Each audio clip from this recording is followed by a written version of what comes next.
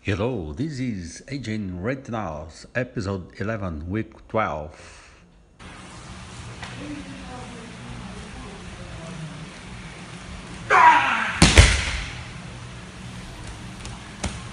This is Hn-Retinaws, episode 11, week 12. Pay attention, otherwise she's gonna fall.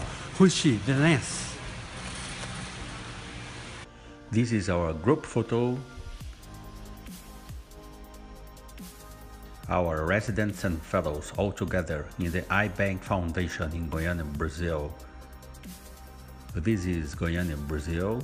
Join our fellowship, our retinal fellowship. You are welcome.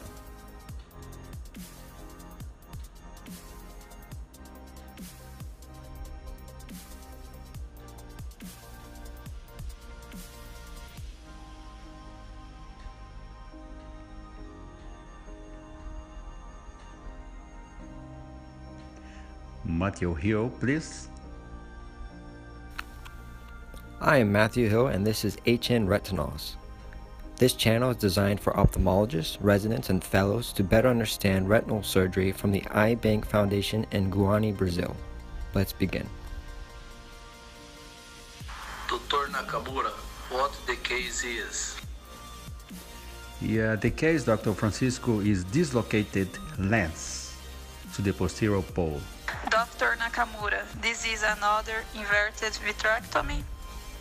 Yeah, it is inverted vitrectomy, and now we are taking care of the vitreous around the lens and doing core vitrectomy and peripheral vitrectomy as well, cleaning as much as possible vitreous. How do you manage lens dislocation? We gotta avoid the lens from touching the retina, and so we use the PFC. How can you not damage the retina with this maneuver? That's usually the best choice. You cannot let the lens touch the retina anyways. How much PFC you use? How much PFC depends on how much you want to be far away from the retina. So you got to be careful. You're going to work trying to clean and remove the lens. You got to be far away from the retina. I'm removing the 23 port now because we're going to do with 20 gauge port to use the fragmentom, and the exercise is pulling the lens up and cut it in. So that's the exercise we gotta do. We cannot use the fragmentum near or close or on the retina, otherwise you're gonna damage it.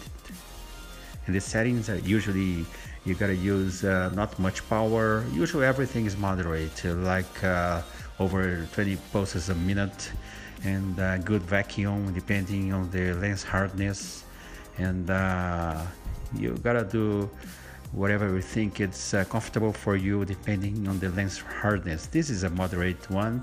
It's not so hard and so tough, so it's okay, but the exercise is there. Pull the lens up and cut it in. Never cut the lens on the retina, otherwise, as I said, you're gonna damage it. So you have in here small pieces, and you still have PFC protecting the retina, and that's another reason to use it. You observe RPE, ray refraction, and where the lens was touching the retina, and doing the endo laser now to protect the retina, especially in the periphery. You're gonna go all over 360 degrees. You don't need to do many rolls, maybe one or two, especially where you think the retina is damaged. And after doing that, and since the retina is okay, you'll just do air fluid exchange. And now you gotta be zooming in and zooming out. If you wanna be close to the optic nerve and see how much liquid you gotta remove, you gotta be close. You gotta be zooming in and zooming out. That's another exercise. It usually works a lot.